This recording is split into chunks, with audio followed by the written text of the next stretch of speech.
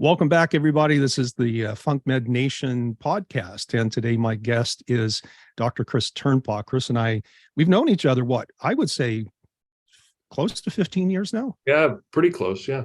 Something like that. Yeah. So before we started recording, Chris and I were just catching up and making comment that there's so many things that we could talk about. One of the things that I love about you, Chris, is that you've got such a rich and a deep experience, not just on the clinical side, but on the business side. And I know that you've worn many hats over the years. And so, as I mentioned just before we started recording, I want to keep this kind of big picture. I think that if you and I just let ourselves go, the conversation would quickly devolve into clinical stuff. That's where we live. Yeah. That's where we live, right?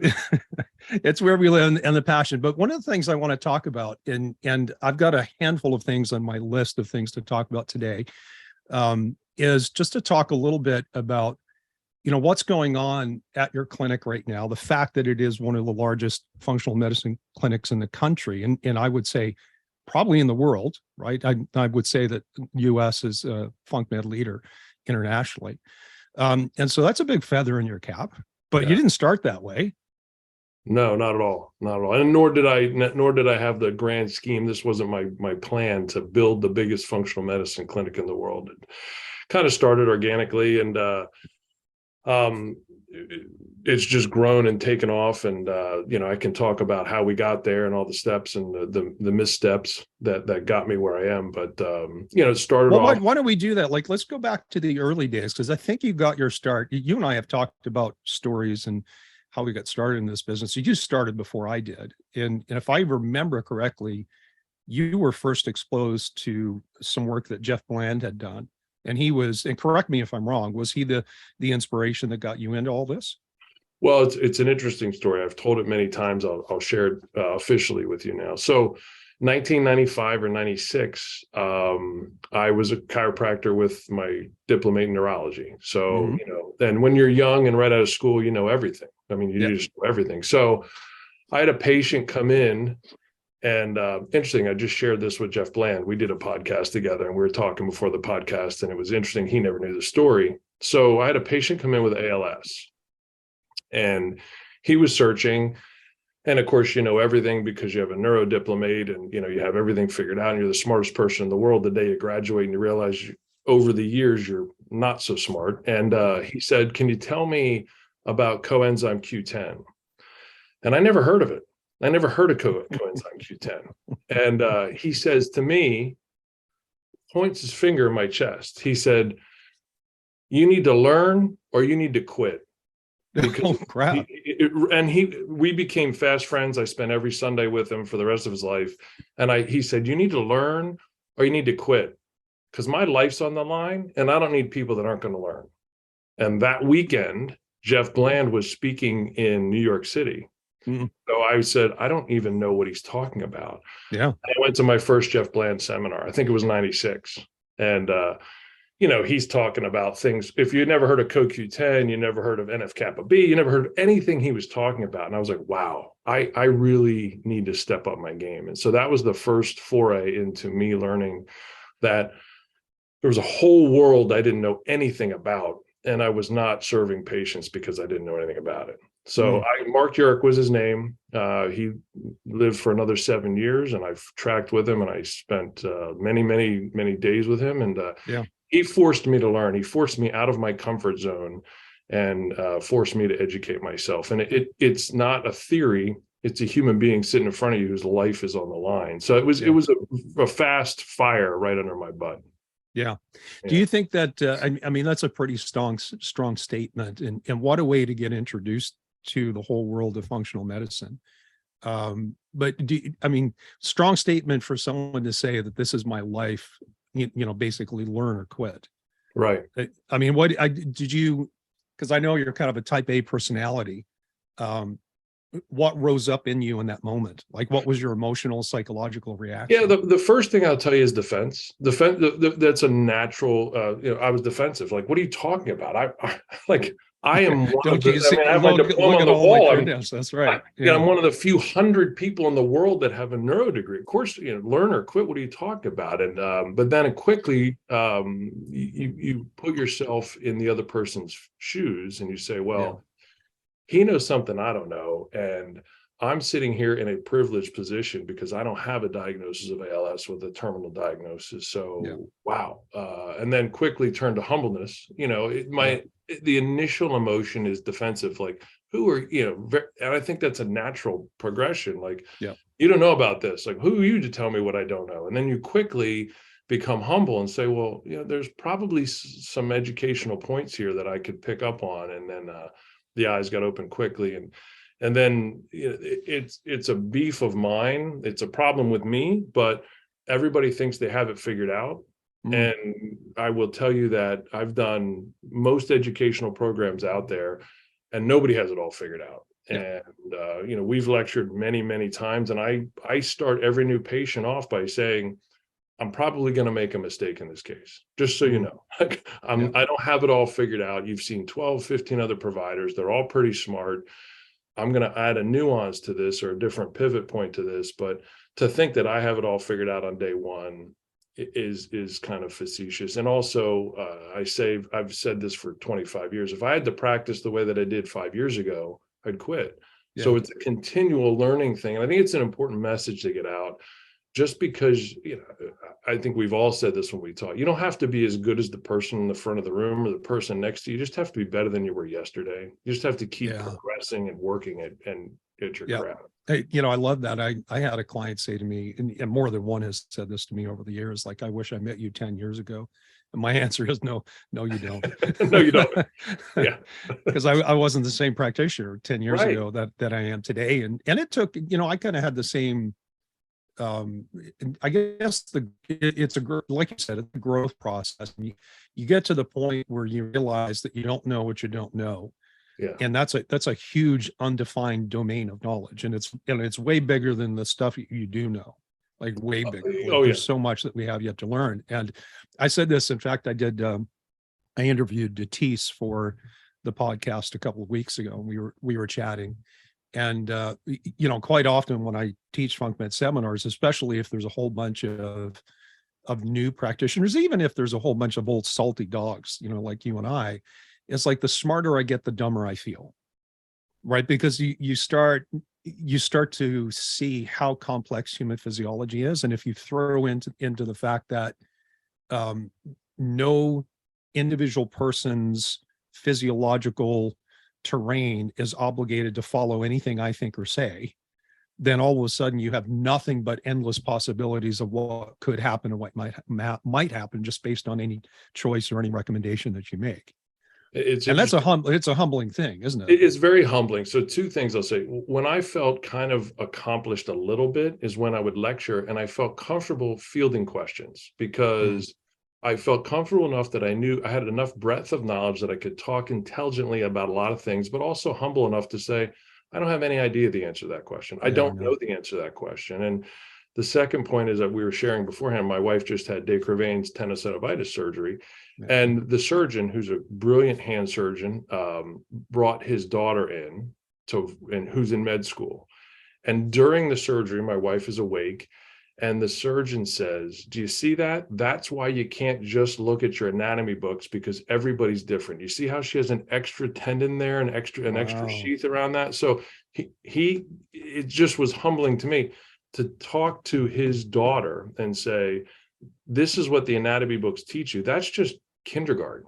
You have to get past that, and you have to see what real life. And so you're saying everybody's an N of one, and they kind of have similarities, but the physiology is completely different. Yeah. And so, I mean, you said the N of one, and I've always thought that, there's a big trend and you and I both do this, to look at published medical literature, right? To understand pathophysiology, to understand the physiological impact of different natural compounds. There's, I think, a tendency to, in some cases, overvalue medical research. You start thinking about large scale studies, very large N numbers, which, might eventually trickle down to the point where, the impact factor of some kind of finding is pretty high. But then you start to factor in this biochemical individuality. And I start wondering how often we make assumptions about what's published in the medical literature about what will happen, what does happen. And then we get into clinical practice with real people making real choices in the real world. And we realize, well, sometimes there's not that direct translation from research into practical application. I mean, do you tend to have those same thoughts as well? Yeah, my thought is, so when we get together as a clinical team, and we have quite a few clinicians on staff, we'll get together and it's just a starting thought process. So the research gives you a starting thought process, and then you realize quickly that doesn't apply. If you're on the distribution curve and you're 2 standard deviations away from the norm, then that research paper doesn't apply to that person. It doesn't mean that it's wrong. It means it can give you a starting point, but most of the time you're going to have to pivot off of that.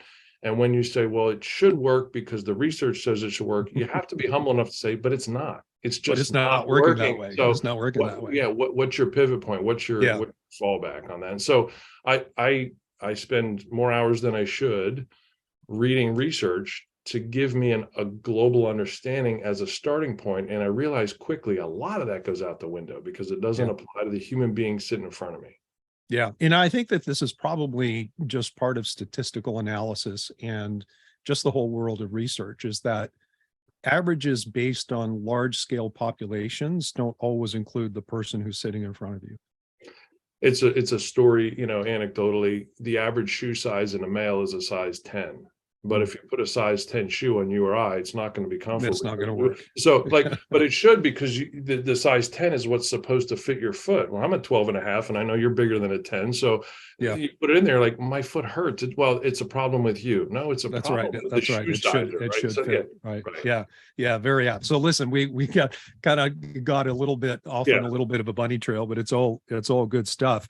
Talk to me about, what was the growth curve in terms of going from, were you just a solo practitioner when you first got into functional medicine? Did you have a period of time where you tried to run chiropractic and musculoskeletal work, neurology work with functional medicine, or did you make a shift pretty quickly?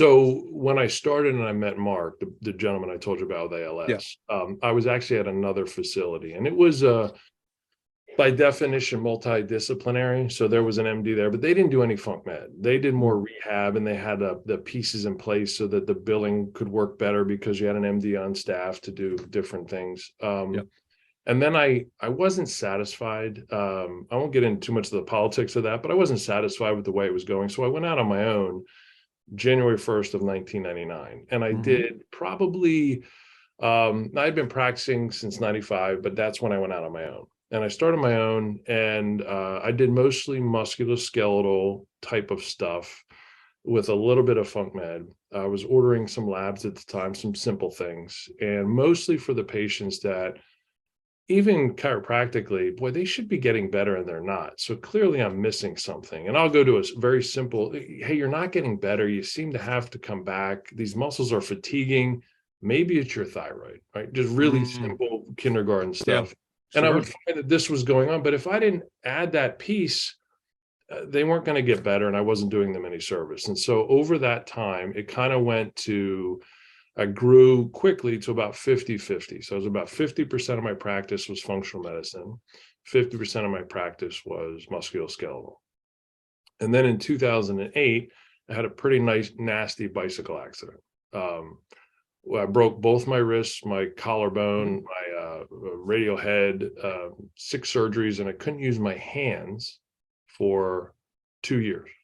That's a death sentence for a chiropractor right there. Yeah, and I was pretty much told, actually, I went to the largely considered the world's best hand surgeon. He said, you're done adjusting altogether. You're done for life. You're not going to be able to use your hands again. So I had 6 surgeries and couldn't use my hands. And so I was able to do more of the functional medicine piece. And I was very blessed. I had some friends who are chiropractors came in, took kind of care of the musculoskeletal piece, and I did functional medicine. And within 3 months, that was full. Because I already had a little bit of a reputation as functional medicine, kind of go to this weird guy that did weird stuff. And so that kind of blew up. And that was kind of me being forced into the foray of, hey, you have to do more functional medicine. This is where the need is. This is where the population is saying they're struggling. And then that's how it started based on an accident where I did full-time functional medicine. Yeah, I mean, I've talked to so many, and I have my own version of the, you know, when your back's up against the wall, you have to reinvent yourself. Right. Right. I have my, I won't go into it because this is about you rather than about me, but I've talked to other people in the healthcare profession, not necessarily, you know, coming out of chiropractic into functional medicine, but, you know, at some point, life throws you a curveball that you can't just pivot and knock out of the park. You just have to, you have to change everything. Um, so, you know, you said earlier that you never set out in life, number one, to do functional medicine, and certainly didn't set out, number two, to build the largest. How did you get there? Was it just like all of a sudden one day you woke up and you're like, wow, we're the largest clinic in America? Or at some point, was there a plan? Because you and I have had a couple of conversations somewhere along the way, just like in the beginning, that gentleman showed you your need to know about biochemistry and nutrition. And then somewhere along the way, you learned the need to know about other things. And then you start to realize, well, I can't be all things to all people. And there are other people who are as good as I am in doing what I do and what they do. Maybe we can bring them on as part of a team and then start building the team. So like, what was that process like? And are you done yet? No. Well, so you and I share a similar heart. So, but, so I had billed quickly about a 2.5 year waiting list. And that people are like, oh, that's great. And I say, no, that's terrible. Because if you're really a servant, you know, Yeah. you're not helping those people that are waiting that long. So we needed to expand. And my wife had said, we were in a real small office. We bought a big office, took a big leap of faith, bought a big office. We bought it from the hospital, and their exact words to us were, you're going to go bankrupt in a year. We'll be happy to buy the building back. And the office we're in, we expanded on it now, but it was 6,000 square feet. All my kids had their own offices they could play in. It was empty. Yeah. And quickly, though, we became attractive to not just patients, but providers. So we started having providers ask if they could join our practice and learn under, you know, that there's an awful lot of people that do functional medicine, but would like to have some kind of a leader or a coach, you know, along the way. And nobody likes to be an island. So we became kind of a hotbed for people joining the practice. So we had other providers seeking to join our practice, and they would come in, and much like a lot of us, I've had like 200 people shadow me, you know, come in and sit for the day. And, you know, IFM, A4M, ILADS, all of them. And so they would come in, but when they joined the practice, they would sit with me for 3 months, and then they would go out down the hallway. And so it kind of grew organically. We had no intent. We had a building, we had empty rooms. My kids don't have any offices anymore. And we put an addition on. So it kind of started not with the desire, but for the need. Like, to say you have a waiting list, it sounds good if you're trying to get your name in big lights, but you're not really serving the patient who's waiting 2.5 years to be taken care of. So yeah, no, absolutely. Yeah. And it's, you know, you and I both know it's at some point, the average practitioner just gets caught into that, you know, the whole pride and the self aggrandizement about, you know, look how busy I am, and look how long my waiting list is, and, you know, whatever. It's yeah, and I don't think we're the only ones. I don't think any profession is immune to that tendency. right.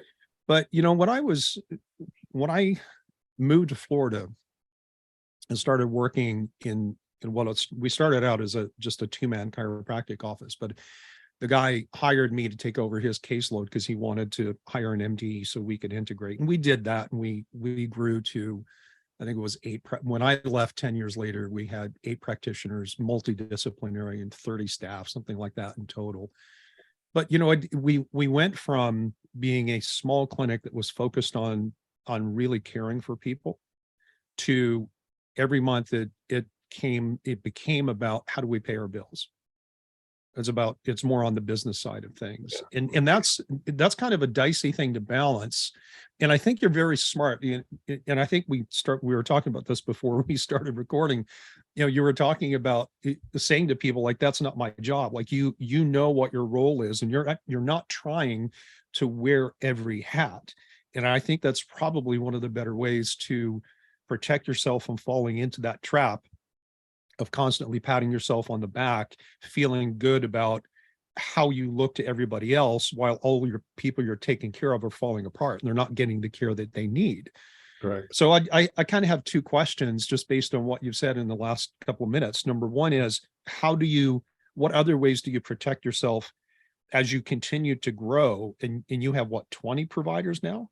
We have 20 providers, and then we have it depends what you call provider. So we have a bunch of RNs and LPNs and let's include those as providers. So over 20 providers. Yeah. So you've got a couple of dozen providers. What other ways do you protect yourself from losing sight of what really your core mission is, which is to help and serve people who are unwell?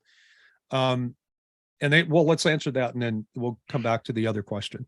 So, my goal is to be a clinician. That's what I've always wanted to be. So I cut my teeth getting my hands dirty. My favorite thing to do is teach. That's my favorite thing to do is lecture. But how do you lecture?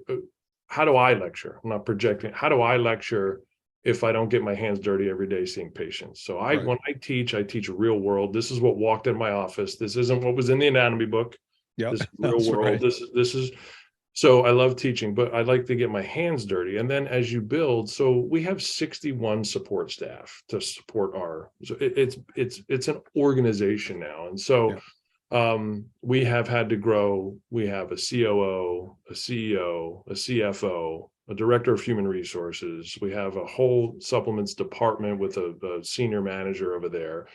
And we have processes in place like most business structures now, which I give my wife most of the credit for. But it is, you have to put those other pieces in place, and it can't be you. So when we hired a CFO because our accountant said, you need this, and we don't know what we don't know. So we're like, okay. So we went out and we hired a CFO who did a ton of work for us that I'm not qualified to do, and very few people are qualified to do. When we brought on a director of human resources, one would think, why would I spend, 70, whatever it is? How are you going to spend all this money? It's so important, because as you get to a larger staffing of 61 support staff, there's things that you never thought about, and grievances and workplace situations that you never thought of. And the other thing is we have to legitimize what we do in every aspect of it. And so, to be a legitimate business, you have to take on those difficult questions and make those sacrifices. And so those people handle that side of the business for me. And as I was saying before we recorded, I have final veto power, but I'd be a fool to use it very often, because now I'm vetoing people that have better insight and better qualifications than I do. It's more if this is a direction we don't want to go. So it's kind of all grown again organically to, as you grow, what support do you need to put in place? And I do see a lot of offices that try to maximize their income so they don't sacrifice that to put that support in place. And then the patients suffer. So, we have full-time MAs to field questions for triage. They're calling in and they don't want to hear, oh, the doc's with a patient, he'll get back to you at his convenience. They want an answer. And well, I could do that, but now I'm gonna have to pay somebody to be there on the other line. That's what the patient really wants and desires and needs, and that's best practices, best care. So, so it's kind of grown that way. So I even forgot the original question, but the way we've gotten to where we are is I've recognized that if you keep the patient in mind, if you're patient-centric, then what is best for the patient, not what's best for your pocketbook or your wallet, what's best for the patient, and how do you put those places? And it's painful at times. It's painful when you say, we're going to spend another, and again, it's all different for different offices, but you're going to say, hey, we're going to hire a couple people out, a couple $100,000 in salaries. And if you don't do that, you can put it in your pocket at the end of the year. But if you do that, you're not going to be around in 5 years, or you're going to be tarnished. You're not going to be as good as you So No, they're not that's a paid to very check good it, point. Very good point. How freaked out would the young Chris Turnpaw be if you went back in time and said, here's a glimpse of what's coming down the pipe? Oh, I would run. I would run. It's, you know, to get from A to Z or whatever letter I'm at the alphabet now, to not have gone through the growing curve that I've gone through, I would have been terrified Yeah. to have an organization and the responsibility. We just had the holidays and Christmas here, and you know, you're responsible to your patients, but you're also responsible to, I'll say, the 61 mouths you're feeding that relying on you for an income too. So Yeah. there's responsibility you have to these people. And, you know, we grew out of a small family business and we still run it like a family business, even though it's bigger. So our hearts are always in the right place. And we take that very, very personal, that, you know, everybody is an individual that has needs and we try to meet them. And so it's a lot on me, and I don't know that I wished for it. I Yeah. think it was placed on me. I don't know that I really sought it Yeah. out. So You know, I think something that's perhaps inspirational for people who are maybe, you know, they've been in practice for a while, they're small, they want to get big, or maybe they're new and they don't know what's possible. You've done all this in a relatively small community. Like, you're not in this massive thriving metropolis, right? I remember having conversations with you in the early days, like you're in Amish country and saying like people are like paying you in chickens and butter, yeah, right? literally. Yeah. So yeah, we're in rural. You know, we've lectured in most of the big cities, and Mhm. every time I lecture, like, what are you doing in central Pennsylvania? I mean, why wouldn't you be in LA or, you know, Right. DC or New York? You know, where it's popular and people have the income. And my answer was, well, this is where I am, and there's sick people in central Pennsylvania too. So Yes. and so it can be done. I honestly believe in my heart it can be done anywhere. It doesn't have to be done. You don't have to just do a demographic research study to find out where the income is. There are people that are seeking this type of care everywhere. Everywhere. And if it can be done in central Pennsylvania, I think it can be done anywhere. And I think a lot of times, well, that's because you're here. A lot of people are making excuses as to why they're not successful in this demographic, and not looking inward and say, what can I do differently in my business model to make this successful in any demographic? So Right.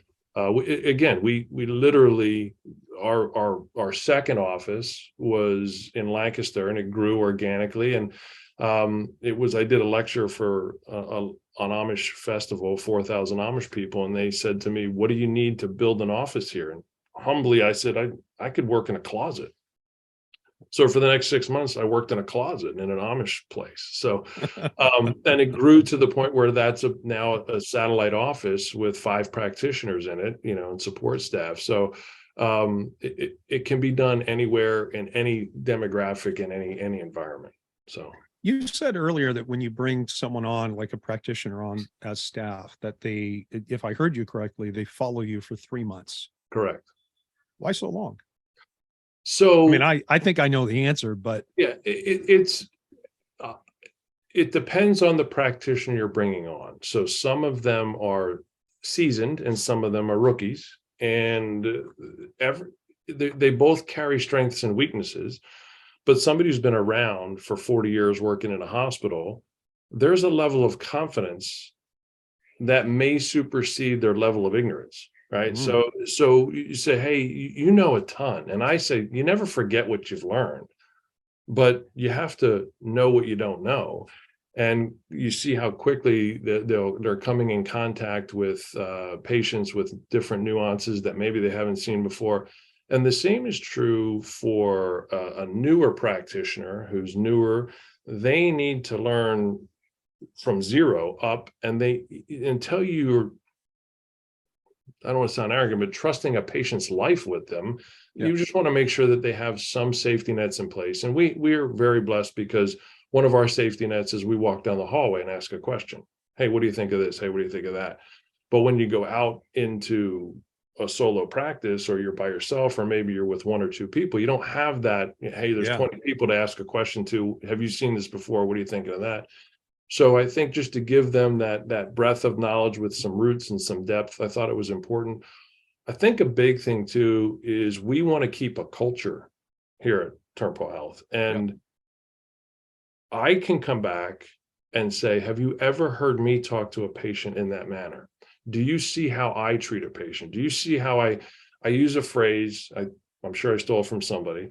I have a soft front, a firm back, and an open heart, right? So you see how I can lead with softness and graciousness and an open heart. And then there's a time where you have a firm back and say, no, we're not crossing that line. We want to keep that culture here. So it's not just you're the greatest clinician on a textbook. You have to be able to communicate with people and hear people and listen to people. And so I wanted to create that same culture. And I learned quickly, not picking on any organization, but early on, a lot of the IFM practitioners would come and sit with me, and they would immediately dive into these complicated esoteric tests and spend a bunch of money, and they haven't run a CBC or a CMP or a thyroid panel. And so before you jump into that, and not that they're bad tests or unnecessary tests, or they don't give you knowledge, but you can learn a lot before you spend all that money with a patient. Yeah. And you know, I think you know that I have like a patient facing podcast, right? Inflammation Nation, that I started a year and 2 days ago. It was the 26th that I put out my first episode last year. And I just finished up a short mini series talking about diagnostics and, you know, breaking tests down into tier 1, tier 2, tier 3. Like tier 1 is the testing that you would do on pretty much everybody, because we are all humans and we have physiological systems that we need to understand and assess, right? And so that's kind of broadly applicable. Tier 2 would be tests that you run on maybe a lot of people, but not everyone. It would be case specific. And then you have tier 3 tests that you run much less frequently, just because it really is on a case by case basis. So at Turnpaw Health, what do you think? What's tier 1 testing for a good functional medicine clinician? Well, let me even digress a little bit more than that. So we are in central Pennsylvania. We're not in LA. So we have patients coming. We had a patient who came in because she saved up for 6 months to pay for her initial visit, because we don't take insurance. But then she forgot she couldn't afford the cab to get here.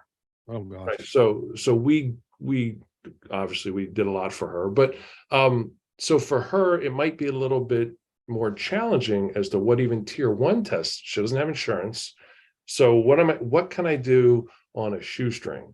Now, when I do that, I'm going to have the conversation. There's going to be more holes in my diagnostics than other patients typically, but that's where your clinical acumen can come in, and, you know, the benefit of 25 years of experience. But so if you say, listen, a regular patient, to not get too deep, they're going to get a CBC, a CMP, a thyroid panel.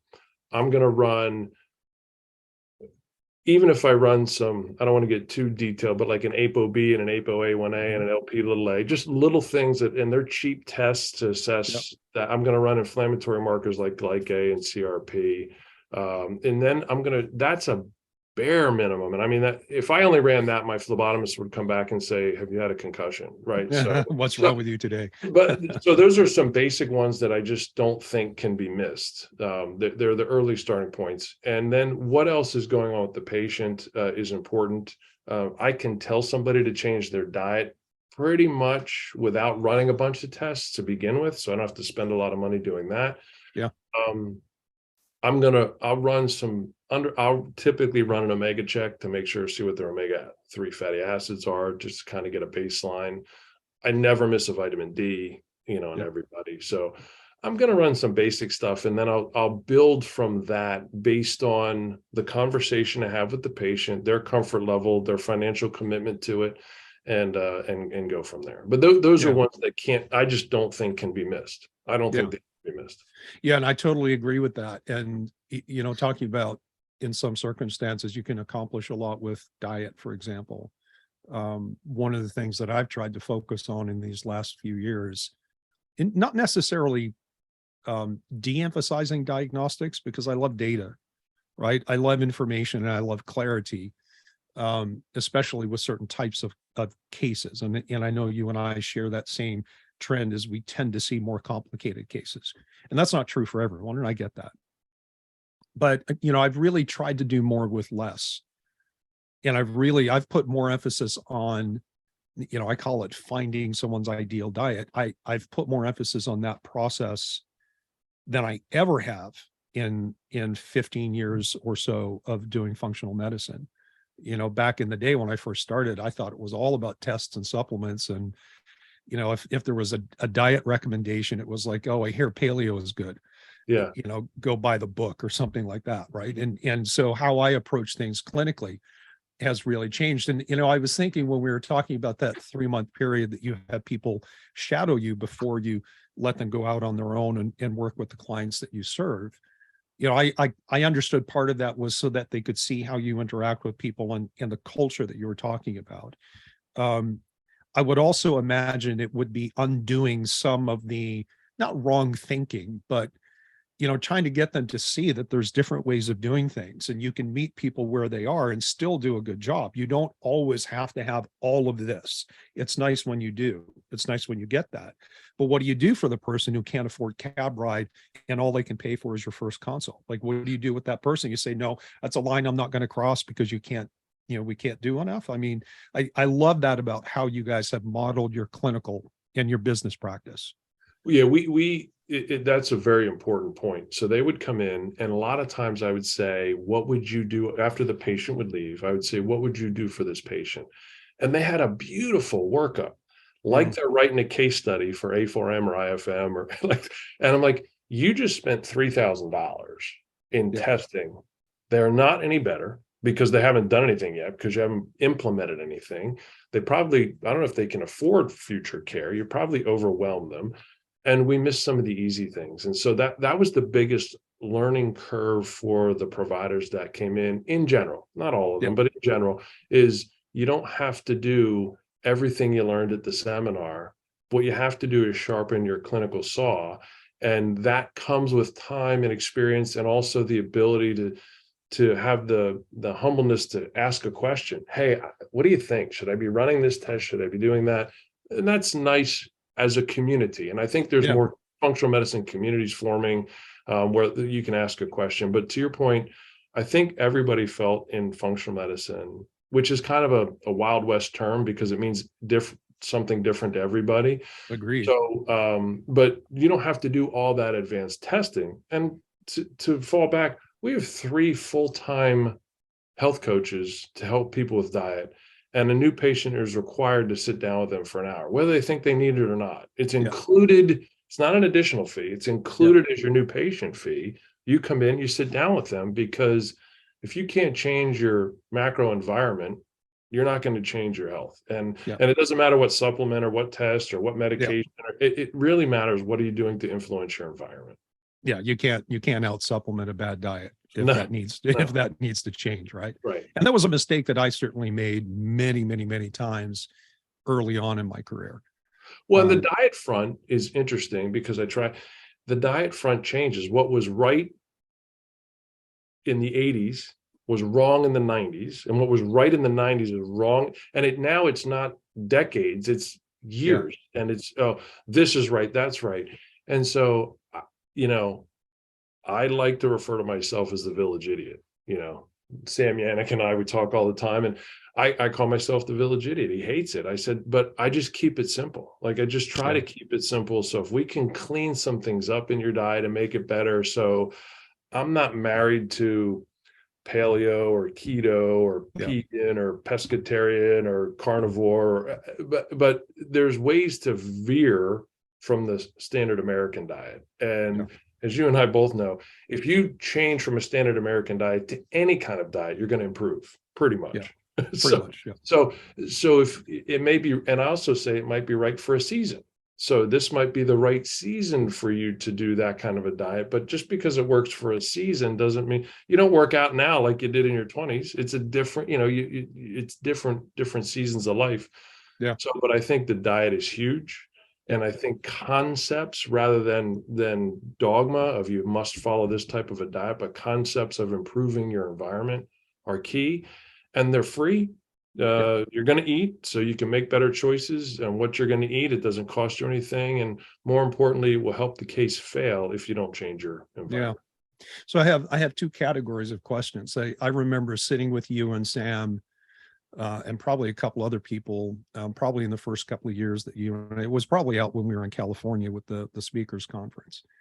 And we're all talking about our business models. I think we're all kind of in general on the same page when it comes to clinical models, but we were talking about how you work with people, whether you do fee for service or do you do prepaid packages, and do you have a set number of visits and all that kind of stuff. And I remember some of the things that you had said back then, and I think at that time we were all just trying to work it out, trying to figure out what works for us and what kind of jives with how we think and all that kind of stuff. And so walk me through, and you can share as much or as little as you want on the business side, but walk me through the process of taking on a new client and then working with them over a period of time. Like, what does that look like?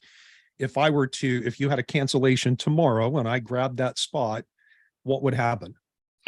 So typically we call it the first visit, but it's broken up into 3 visits.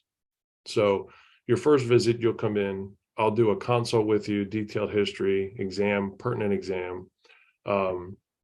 Then from there, I'll order labs on you. If it typically order labs, Yeah. I would say 99% of the time, I'm ordering some kind of lab on you. Sure. Then your follow-up will come a couple weeks later when we get the results back.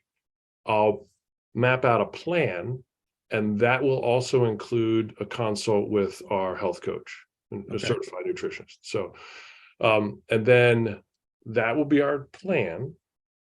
I'll follow up with you in 3 months after that.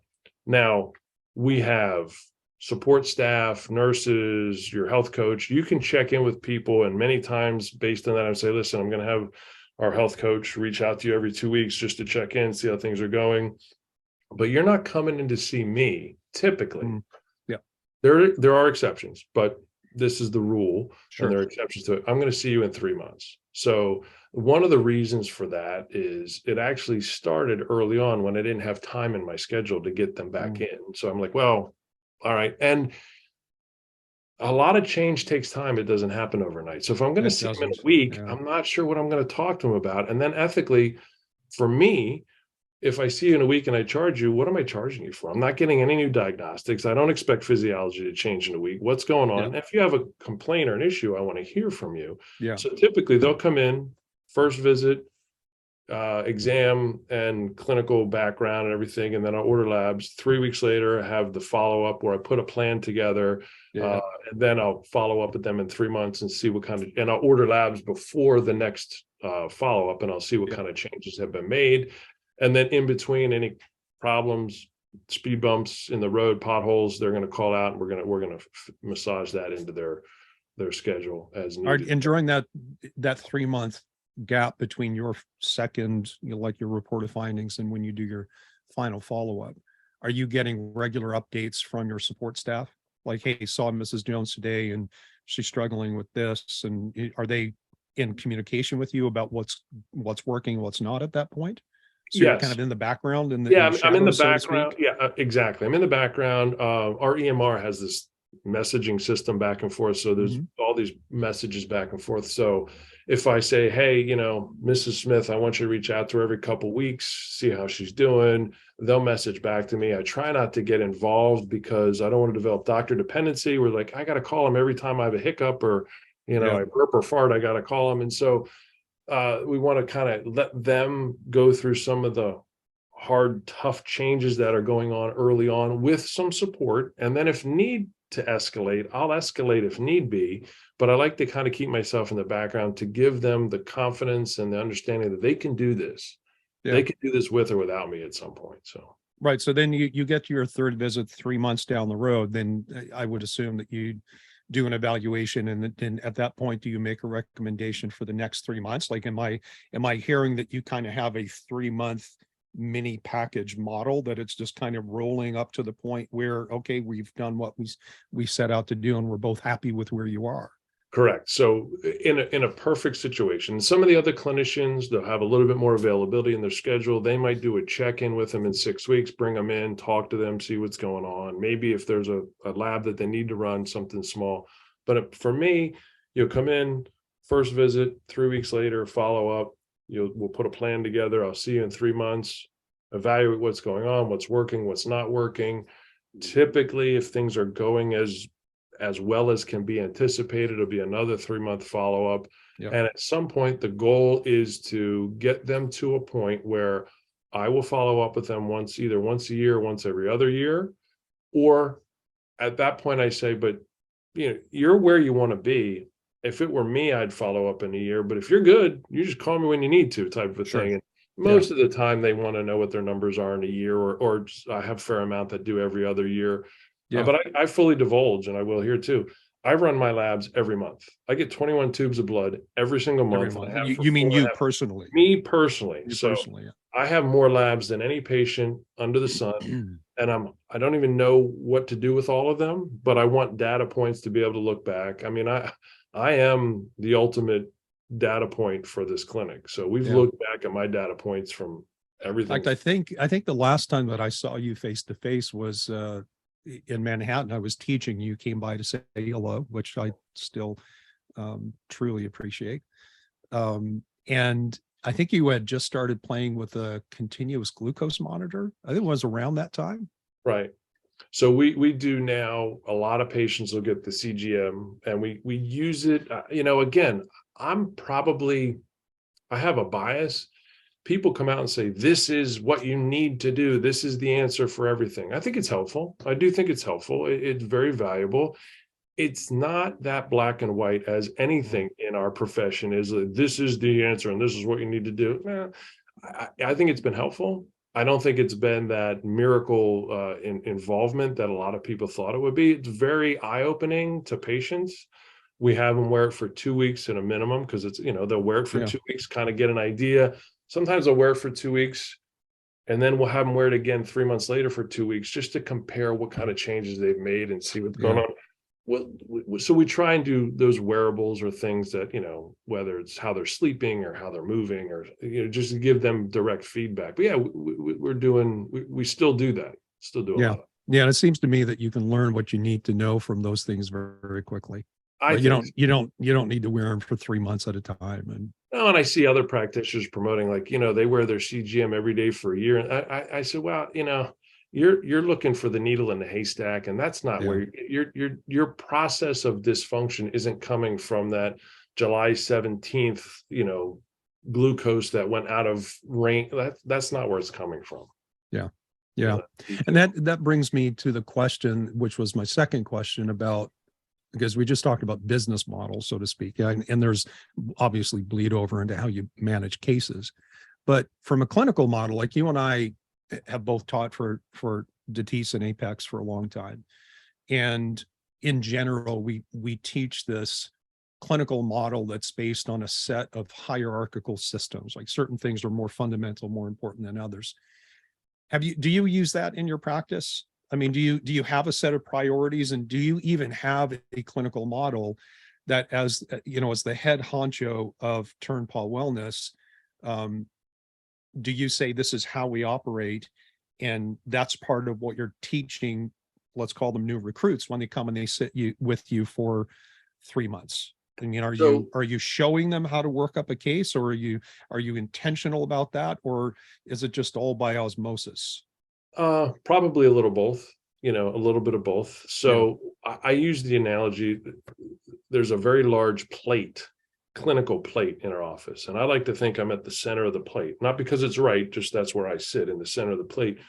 You can be anywhere on the plate. You can be on the left side, the right side. You can't be off the plate. You have to be within a certain guideline. You have to hit the target at some point, but you can have your own biases as long as they're within that plate. But you have to start and learn my model first, and then you can build your own nuances to that. So, I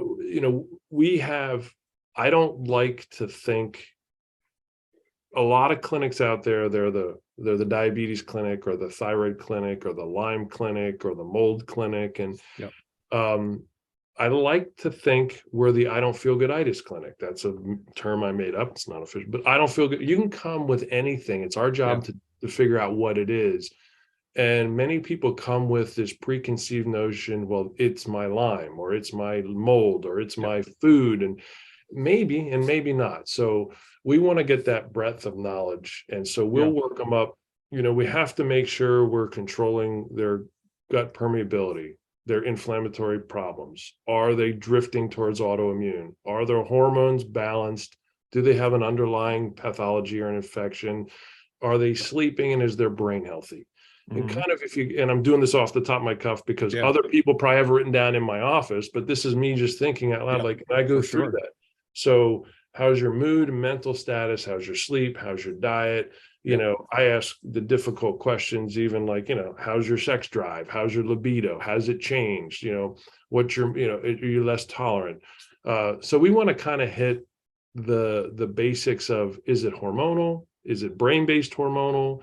Is it thyroid? Is it adrenal? And what does that mean? If Yep. we say it's adrenal, but really adrenals aren't typically adrenal, they're more stress and brain. And so, and then is there infection? Is there constant inflammatory cascades? Is it gut related? So we kind of look at all those pictures. Yeah. For a while, I'll digress for a second. We have a full-time psychologist on staff too, PhD in psychology.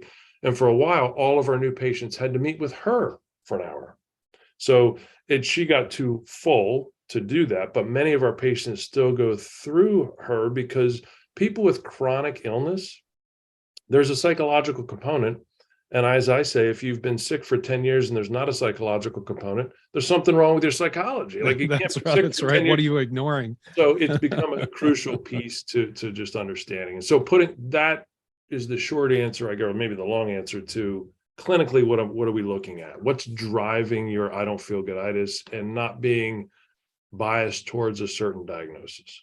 Yeah, and that's so profound, because if you listen to all the marketing gurus that work with people in our domain, everything is about niche, right? Be the thyroid person in your geographic region. Pick something that you can be very specific and drill down on. And you and I tend to have the same thing. I've done a little bit of marketing. I actually do no marketing now. And I never found that niching down and trying to attract certain types of cases was effective clinically, and certainly wasn't fulfilling for me. And I have a saying is, and I use this in Funk Med seminars all the time. It's like, how do you work up a case? So you work up the case, Right. right? You work them up and you fix what you're finding. Well, doc, what do you do about XYZ? And like, well, you work them up and you fix what you find. And that's counter to all the messaging that's being put out there to people who are in practice and people who are trying to get into practice. And I think that maybe the savvy clinician slash health entrepreneur would have that internal process, but as they face out towards the community, like, okay, I'm advertising for Hashimoto's, for example, I'm advertising to get Lyme, but once they walk through my door, you're in my world now, and we're looking at everything because we have to. Well, I also think it's not good for our profession to say all Hashimoto's is treated one way. Like, they have the Yeah. Hashimoto's case fee, whatever, $8,000, and you do this, and this is what you're going to do. I think that that's probably a disservice to the patient, the Yep. clinician, and our whole profession. But I do think there might be some wisdom in internally.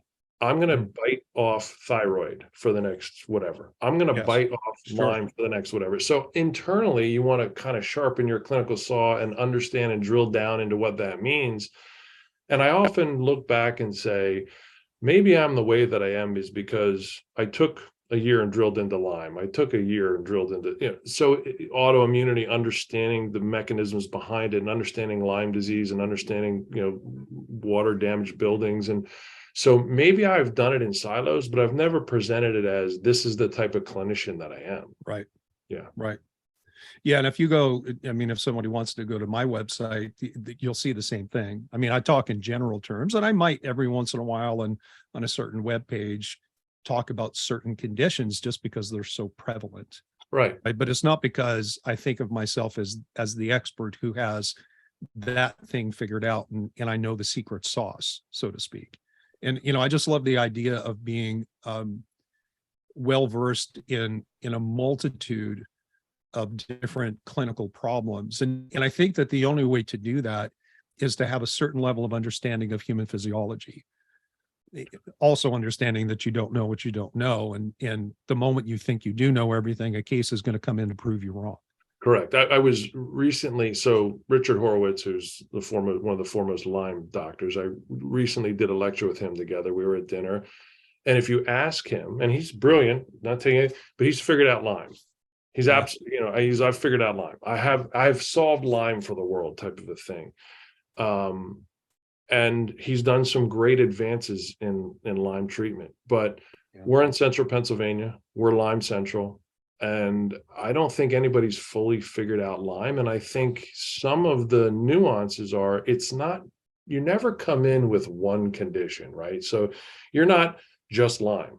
You're Lyme in a situation where your immune system was compromised enough that you can be pro-inflammatory, which now causes polyreactivity, which leads to autoimmunity, which leads your natural killer cells down. Now you're more susceptible to a water damaged building, and you're not sleeping at night. So now your brain chemistry isn't. So you're never just a one condition. And if you only focus on one pillar, you're not supporting physiology. You're not. Right. I use this again humbly. A cardiologist's job is to not have you die from heart disease. Yeah. And they don't care if you die of Alzheimer's. That's right. So we're the opposite. We care about you as a human being, and we're here to support every piece of it. Yeah. So. Yeah, no, I love the way that you put that. I would love at some point to have you on to talk about Lyme, because that's obviously a very broad and a very deep topic. I won't burden you that with that right now. But, you and I, in many ways, have gone in opposite directions in terms of the business side of things. You have, without setting out with this strict intent, built the largest or one of the largest practices, functional med practices in the US, and I would say therefore in the world. I've gone the opposite way into more of a boutique style, where I take very few clients every month and I do everything. I have zero staff. Mm-hmm. I have no staff. I envy and well, in many ways, I envy you, because I don't have that community and that camaraderie. If I have a challenging case, now I can text you, I can call you, I can talk to Sam or Datis or Ari Vijdani or anybody else who I think has the answer that I don't have. But it's not like I can walk, get up and walk 15 feet, knock on someone's door and say, hey, can you look at these labs? Here's the history. What do you think about this? I mean, I don't have that. So there are things about your world that I am envious about professionally. But like you said, there's probably things about this boutique style that I pursue that you would envy as well. Oh, it's not. It never turns off for me. But to your point, we have a nephrologist on staff, right, who does functional medicine now. So if I have any kidney condition, and I'm okay, and I might put myself at like 10th grade when it comes to nephrology. She's like a double PhD. She was nephrology 40 years in the hospital. So I walk down the hallway. She could do in her sleep what I can't figure out. So there's some benefits to that. Yeah. But to your point,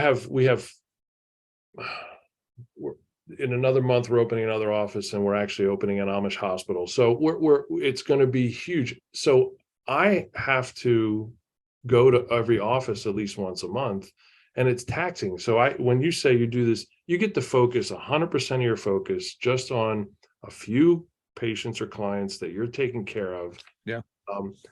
And there's some of that I do envy. I also love the fact that I got 20 clinicians, and sometimes I'm the escalation clause, like, hey, what do you think of this? What do you think of that? And it causes me to continually learn and see things. And one time I saw something, I'm like, oh, that's da da da da da da. And she said, how did you know that? I said, because 13 years ago I saw that. But you're never going to learn that. There's just something about your apprenticeship, and it's the apprenticeship of life that doesn't end until you retire.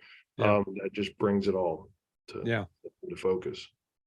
Well, that seems like a kind of a natural pivot point then to start bringing this to a close. And I do hope we can set up more time to talk, because there's so much to go through. But I have a series of questions that I've asked everyone that's been on the show so far, and that is, in the realm of advice. I mean, you're already in a mentorship relationship with the 20 odd docs that you have working in your practice. And there's so many more. I don't know at what rate functional medicine is growing, but there's so many more of us now than there were 10, 15 years ago. And I would imagine every 5 years that number is going to increase by some magnitude. And a lot of times they're coming out into practice or transitioning from an existing type of practice into functional medicine, and they're maybe lost, maybe confused. And one of my messages to anybody who's listening is that, first and foremost, you have two guys right here having a conversation at two ends of the spectrum. You've got Chris Turnpaugh, the head honcho of the biggest funk med clinic in the world, and you got little old Steve with a boutique practice, working by himself, doing all the diet coaching and everything by himself. And we're both very happy with what we do. So my message to a lot of docs, whether they're brand new or just transitioning, is listen, your practice can be whatever you want it to be, right? So what would Dr. Chris Turnpaugh say? I've got three different categories of people. One is someone who's just graduated from any type of licensed healthcare practice, and they're just getting into practice and they want to start doing funk med. What advice do you have to give them as they get started in functional medicine? Well, one of those is find a mentor, find somebody that you can talk to. So don't think you have it all figured out. Now, that most people would say go work for somebody for a period of time before you want to start your own business. I don't know that you need to have somebody that you can reach out to who you trust, who's going to tell you what you don't know and also tell you what they don't know. Like somebody that a mentor that says, I don't know what that is. I've never seen that before. I think that's super important. I think there are silos. So I've done all the A4M, all the IFM, all the ILAD stuff. I think those are really good, and they allow you to get a community so you can talk to people. Yes. My pushback on that is don't assume when somebody speaks in the front of the room with confidence that they're correct. So, and I mean that because we just took 18 providers out to A4M in Vegas, and they all went to these places. And you can always, the seasoned clinician can tell that's not 100% true, what they just said in the front of the room. So, because what it does is it breeds doubt. Why is the person in the front of the room fixing everything? And I suck.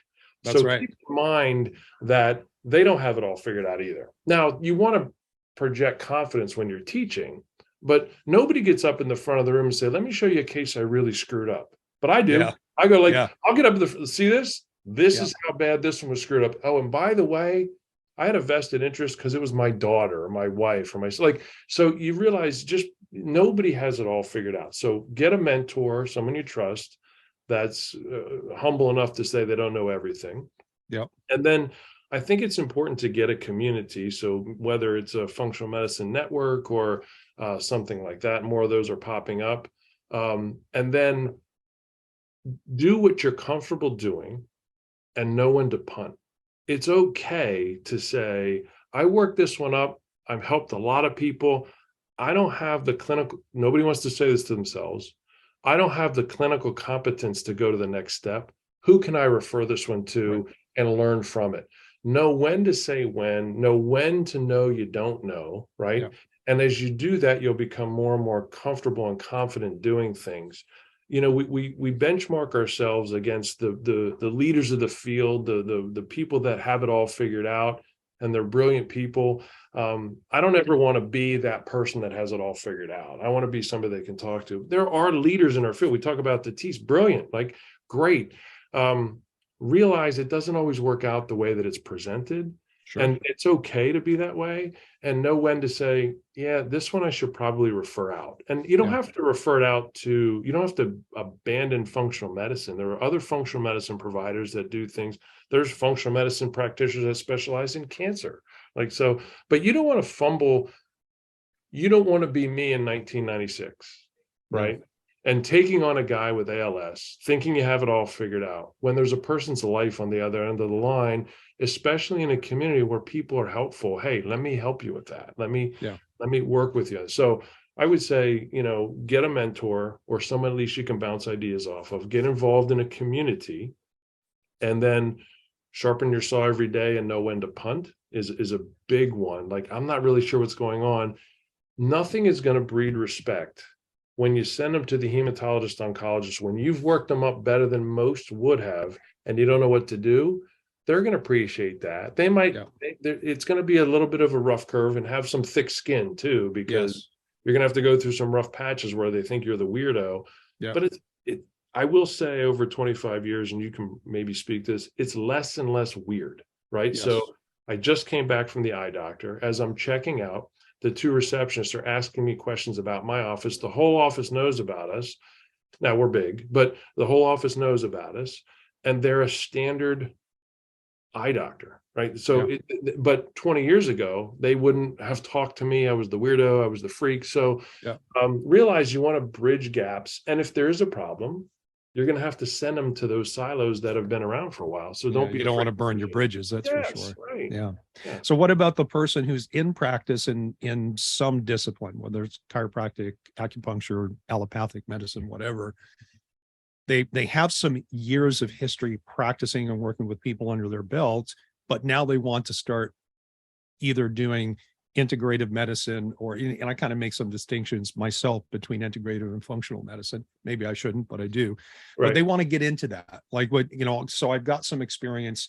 I have a way of doing things. Now I'm getting into this whole brave new world called functional medicine. What do you tell that person? I'll give you two different possibilities. One would be Sure. like chiropractor. Someone's coming in with, let's just say, you're a musculoskeletal guy, right? And you're or girl and or woman, and you're coming in, and they're coming in with this chronic pain, chronic inflammation.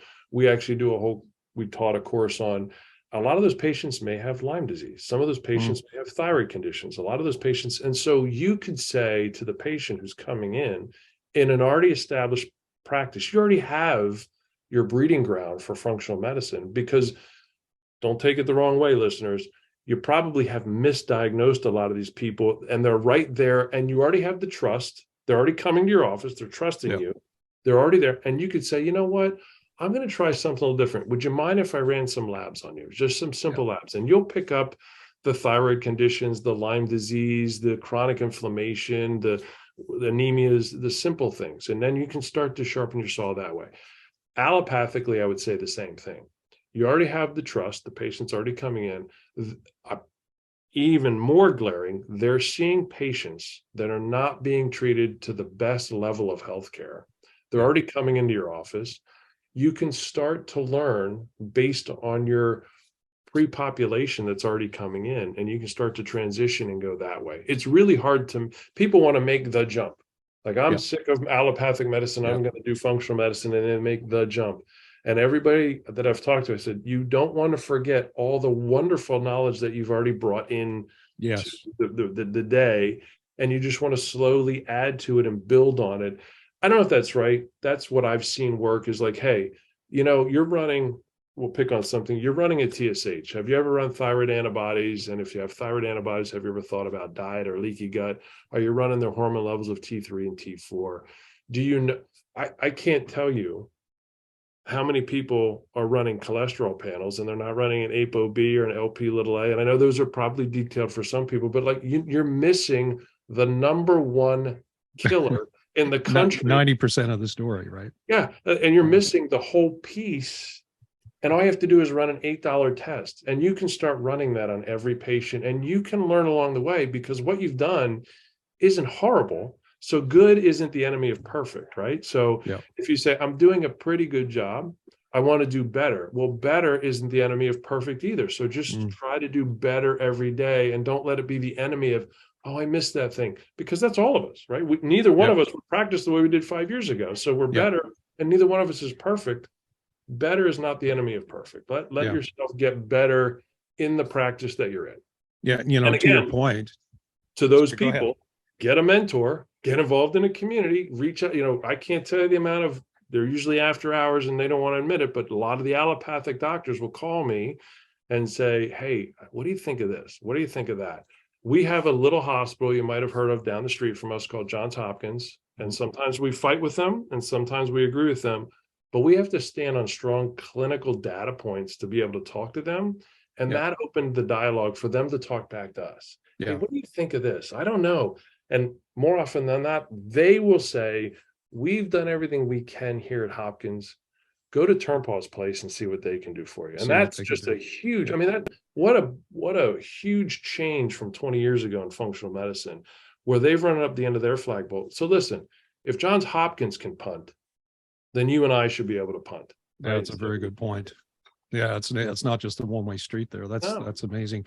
You know, I think back just based on what you were saying, the first functional medicine seminar I went to was blood chemistry analysis.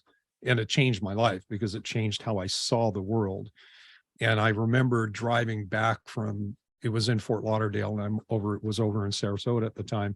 And I'd been in practice, doing chiropractic, musculoskeletal neurology work for, I think at that point, probably about 10 years.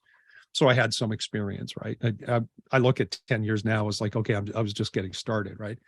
Right. But I remember that 4-hour drive home, thinking of all the patients that I had worked with under the chiropractic model that didn't get better, didn't get the results that we wanted. And I started to realize that they all had metabolic issues. And so, like you said, I started, because I was still doing chiropractic at the time, I started with the clients that I had a lot of equity with, that really kind of we knew each other by first names, we knew about our families. And so I could walk in, like you say, and say, hey, Mrs. Jones or Sarah, I've been thinking about your case. I think maybe why we're not getting better is because this is going on. Let's run some labs. So that's how I got started. Let me go to the last one and then I'll let you go, because I know you probably got a bunch of people clawing at you. Like, where is Chris? What about the person who's doing functional medicine, but they're struggling to make it work? So this will maybe, I'll answer that in two different pieces. One of the other pieces that I find, because, I love Datis Kharrazian. I think he has taught me a tremendous amount, and he's changed the way that I practice. One of the benefits that I got to see from some of the other speakers was I was involved heavily in functional medicine before I ever met him. Right. So Yes.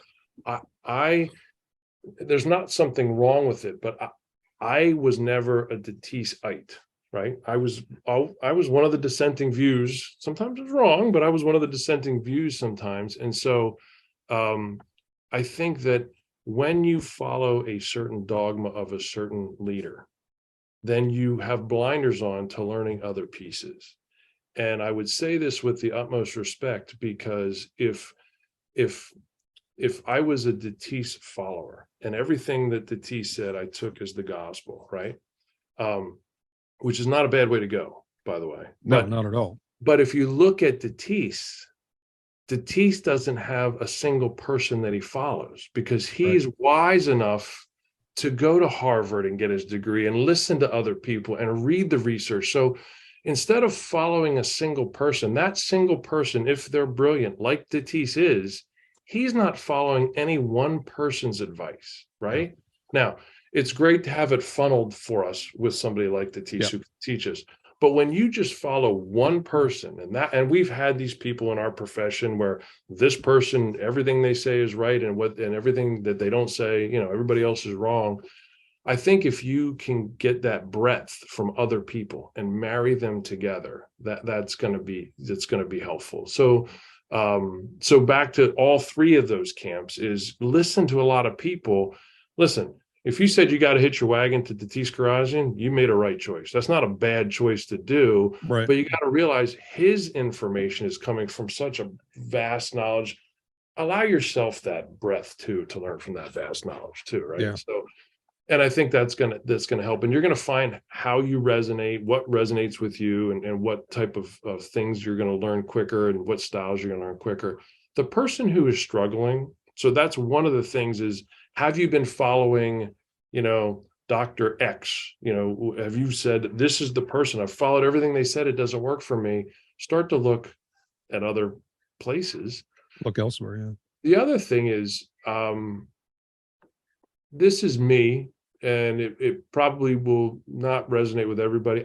I don't think, if we go back to, you had a patient population, they've already been trusted, and you said, hey, Mrs. Jones, let me run this thyroid test on you. I think I'm missing something.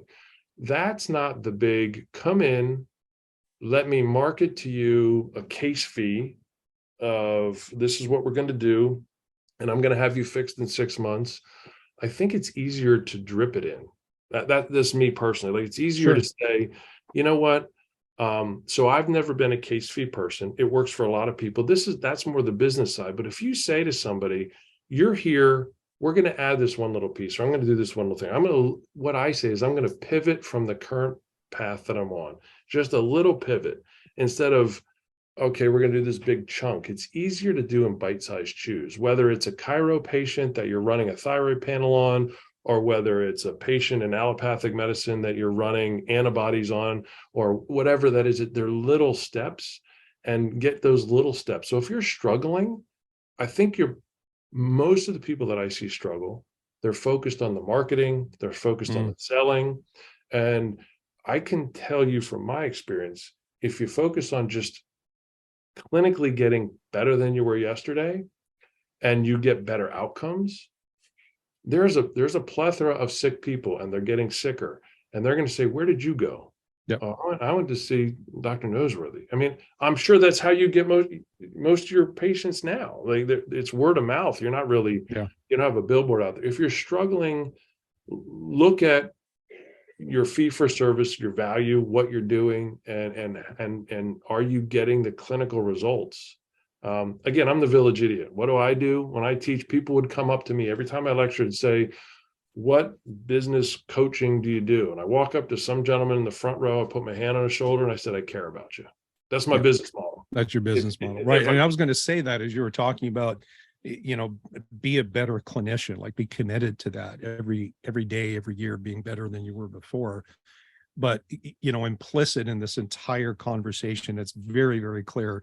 I think anybody who spends more than 5 minutes in casual conversation with you will understand where you're coming from. And that is you deeply care about taking care of people who are suffering and doing what you can, knowing that you can't fix everybody, you won't fix everybody. And that's why you've assembled this amazing team around you to do the things that you can't or aren't good at.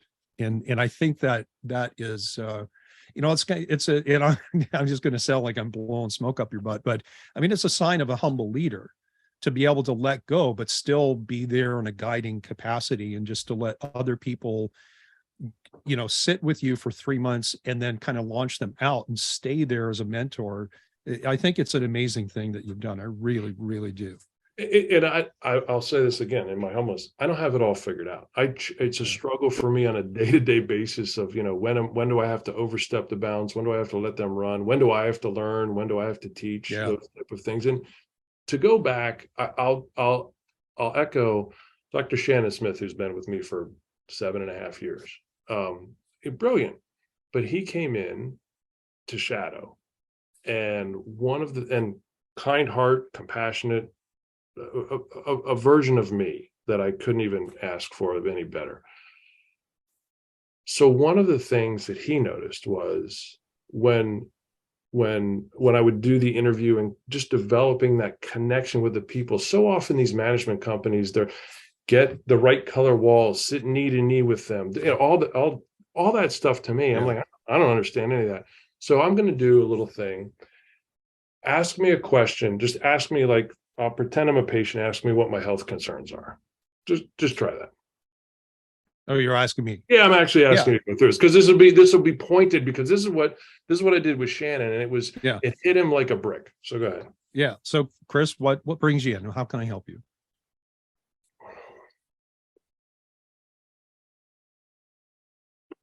Well, and I'll just stop there. That's an awkward, uncomfortable thing that most of the practitioners want to fill well, then they'll say, well, actually, just tell me how you're sleeping. Well, just tell me.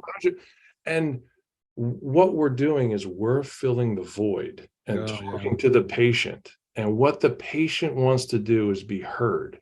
And that awkward silence. I've sat in this room, and it's really challenging with some Amish patients.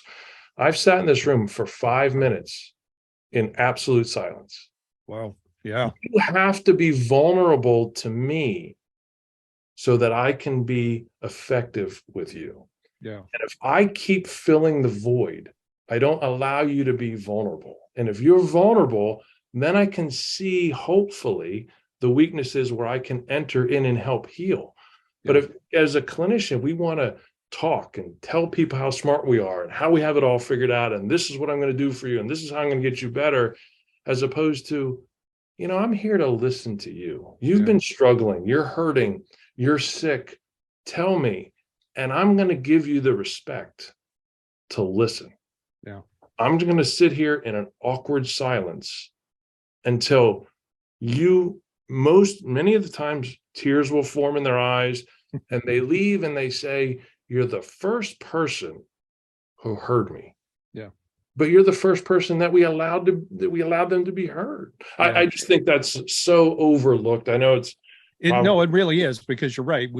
A lot of times, and I fall into this trap sometimes with new clients and initial consults, is you want to demonstrate your knowledge, but you're focused on the problem solving, understanding and solving the problem, and you put that in front of understanding the person, right? In fact, I just put a podcast out on my client facing side a week or so ago, talking about, it's important to not just have your doctor understand your symptoms, but your story.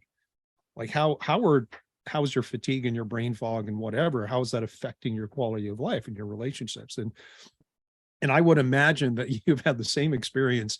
It's, you probably should have kept count over the years, but how many patients have broken down in tears because they feel validated? Like, just because you listened and you said, listen, this isn't in your head. I might not know what it is yet. I have some ideas, but here's what it looks like to try to figure this out. And I'm sure your experience is like mine. Like, a lot of people they'll just release, the tears come. so. And to the clinician side, as you say, the tears come, the trust is built, the relationship is formed. I've already disclosed to them I'm going to make a mistake. I now have a little bit of a grace period because there's an emotional bond that's formed that I don't have it figured out. So they don't cut and run the first time I do something wrong, which is going to happen. Yeah. Because it's more important to say, we could talk for hours, but there's a story. I'm looking at the clock going, it's almost an hour and a half already. But there's a story about there's a guy in a hole, right? There's a guy in a hole and the government comes by and they throw money down the hole. They try to, I'm going to throw money at you. And then, the priest or the rabbi comes by and they're going to say a prayer for you and all this kind of stuff and all this stuff. And then guys like you and I walk by and we jump in the hole. And they say, what are you doing? You jumped in the hole. And you're like, I've been in this hole before. I'm going to walk with you arm in arm on the way out of this hole. Yeah. Get in the journey with them. It means something. I'm here with you. I'm not a doctor talking down to you. I'm on this journey with you. I'm on this journey with you, and I'm going to allow you to heal. And healing comes in every social, emotional, physical, chemical fashion. They have to have that bandwidth to do that. And they've been sick for a period of time. They don't feel better. Nobody's listened to them.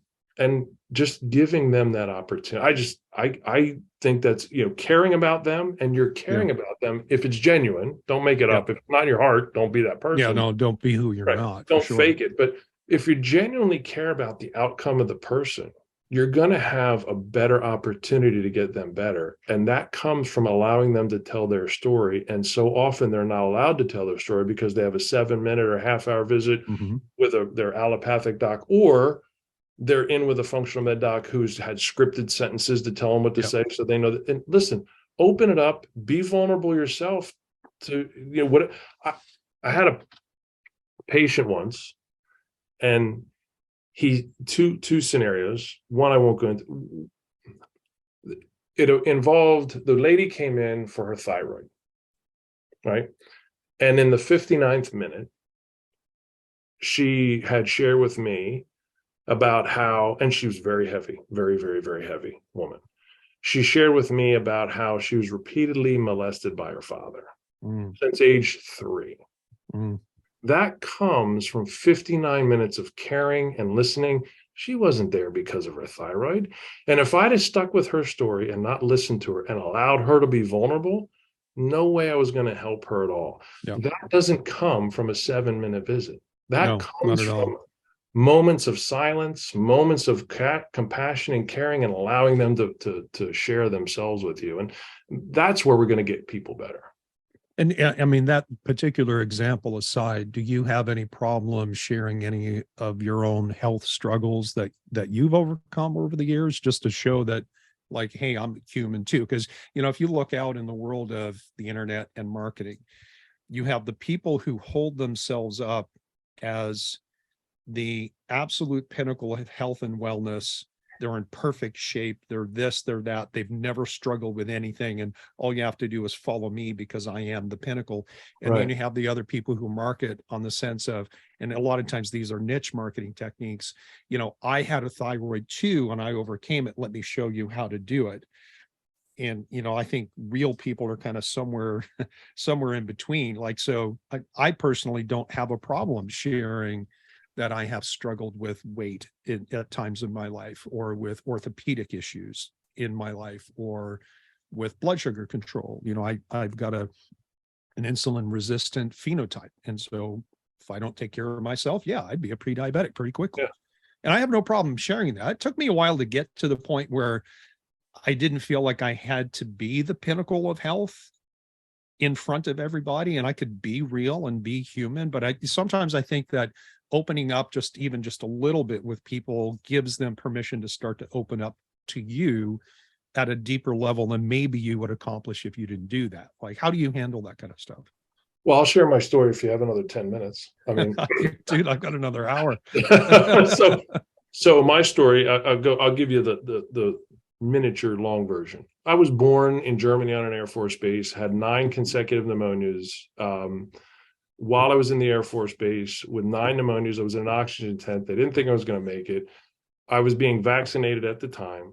And instead of breast milk, which can cause congestion, I was fed red Kool-Aid. Oh my gosh. So that's where I started, right? So I started with red Kool-Aid injections and no breast milk, right? Finally, after the 9th round, my mother said, he's coming home with me. And the hospital said he'll die. And then my mother said, to her credit, then he's going to die at home with me. He's not dying here. So then anyway, I don't remember any of that, right? So your mom. Oh yeah, amazing. So I do okay, pretty healthy. Around 11 or 12, I get pneumonia again and I develop asthma. So then I have this asthma condition. My immunologist or pulmonary therapist said, you're going to have emphysema by the time you're 40. It's really bad. But in college, I changed my diet and things changed. So I get a little bit better. Fast forward a few years, that was all background to probably prime the pump for what I'm going to tell you next. Mm. So then I started getting burning pain all over my body in my 30s. And I started to develop a little bit of a foot drop on my right foot. And if I would run a little bit, it would go complete foot drop. I couldn't pick my foot up at all.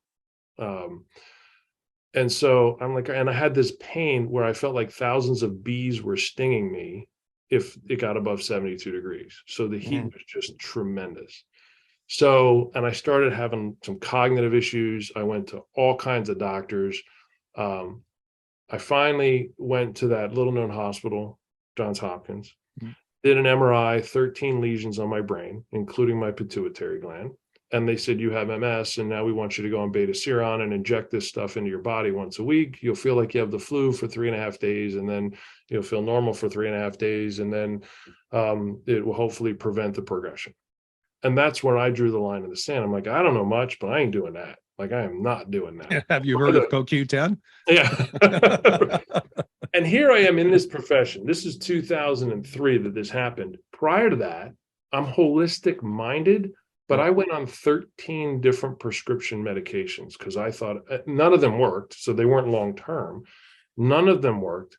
I felt horrible. Like I was losing myself and my sense of self. So finally I figured out, okay, it's that. I went to one of these docs. My vitamin D was really low. My testosterone was all but 0, right? My testosterone was low. My LH and FSH were all but 0. So I had no pituitary function. Yeah. Coming out. So then they said, you'll never be, they give you the whole accolades. My house is built handicap accessible with a first floor handicap bathroom for my wheelchair. Right. Wow. That was in 2004. We built the house. I was told there was a 50% chance you'll be in a wheelchair within 5 years and 100% chance within 10. And that was in 2003. Right. Amen. So they were like, it's just not, you have primary progressive multiple sclerosis. You're done. So much like you were saying, I didn't share with anybody. I was afraid, a lot of fear. I thought they were going to take my license, my way of life. How am I going to support my family? What am I going to do? I'm going to become a burden. I didn't tell anybody, I didn't tell my closest friends. Then I started. There's like a level of shame, right? Because There's you're a like, ton of shame. Like, how I'm can supposed to be the healthy person. Yes, I'm the guy that does it right, and I should be healthy. And again, I didn't know in 2003 it wasn't gluten free. Didn't know anything about that. So fast forward, changed a lot of my life. Learning curve goes up a lot. Tried a lot of stuff holistically. Some of it I'm sure didn't work. My wife got Lyme disease. She started losing her faculties from the neck down, but she quickly recovered. Like, she was better in weeks. I did the whole Lyme treatment with her because there's in the Lyme community that say MS is Lyme disease. That didn't make a difference, but I did all that. I did the whole Lyme treatment. So, and then I started to slowly get better over time. 2009, I had a follow-up MRI, and the static lesions, which don't go away, were all gone. There's no lesions left in my brain. So, but they say, they weren't active puncti foci flares. They were actually lesions, which are scar tissue. So they won't go away. Well, they're gone. Yeah. So They're gone. Yeah. yeah. So, and I run my labs every month. I told you that. I live on That's the how I edge. was wondering if this is why, right? Yeah, You're just I live on the surveillance edge of mode. when is it going to come back. My brother, who's my biggest advocate, he says, it's coming back because it never goes away. He's not being mean. He's just speaking what he thinks is out there. So, we did this little interview. I haven't missed a day of my supplement regime in 15 years. I have never missed a dose of what I think is important to me that day. So it's changed over 15 years, but I've never said I'm going to take today off. I've never missed a day. And so my story is, yes, am I better? I've done a couple adventure challenges. I this past October, I climbed the Grand Tetons. These are things that you're not supposed to be able to do. Now, am I 100% better? There's days they still get some burning, some tingling, what most people call a little bit mast cell activation. There's probably environmental things that aren't perfect in my world, but by and large, if you ask me, I'm better. I'm 100% better. But I don't wear that. I'm starting to. So I was talking to Jeffrey Bland about it before our podcast, and he says, you got to tell the world that story. But for so many years, I was ashamed to tell it. Yeah.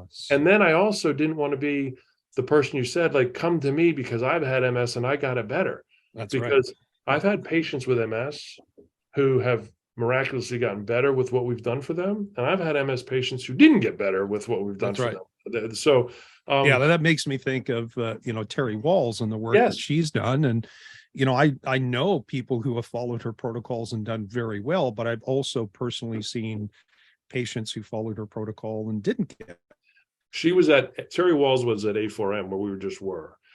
And I was a little bit angry. I had a chip on my shoulder. So I didn't like the fact that Terry Walls became famous for her condition and got better. That was a me issue, right? Yeah.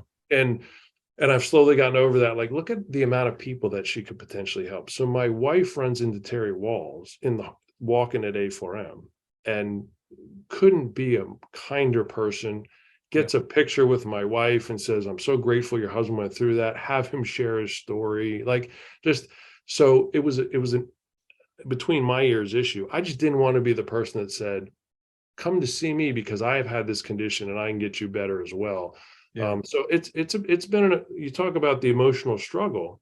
It's been an internal emotional struggle. So, and recently I've been more vocal about it. So I said it to Jeffrey Bland, and he's like, my God, look at the amount of people that don't know there's an option because they've never heard your story. So maybe they should hear your story just to know that even if you don't get them better, there's hope in other ways. So. Well, when I was, before I became a chiropractor, I had a business and marketing degree. I worked for an ad agency in Toronto for a couple of years.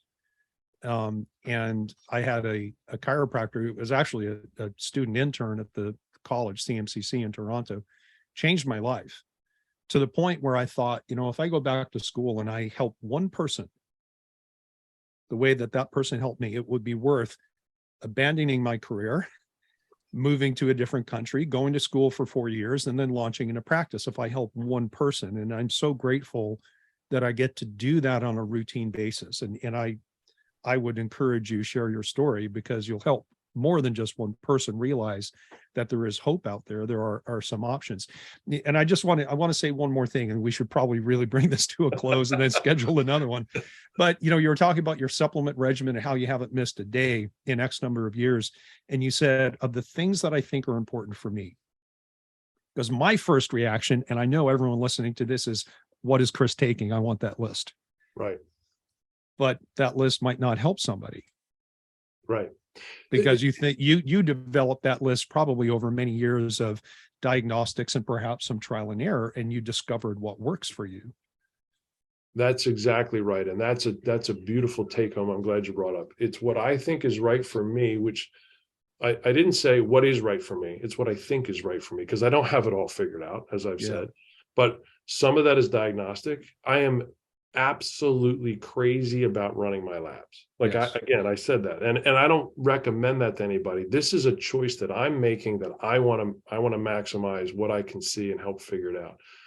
Two is some of that is trial and error. Hey, this has been helpful. And the third is, what worked for me 15 years ago isn't the same that worked for me 14 years ago, which isn't the same thing I'm doing today. It is an evolving, changing, adapting as my body evolves and changes.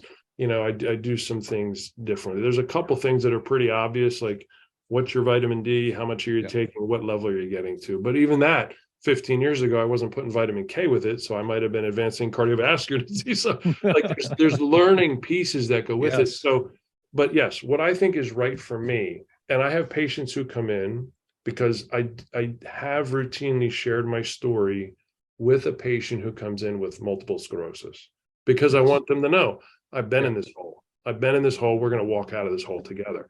And they say, well, just tell me what you did. And I said, that's not how it works.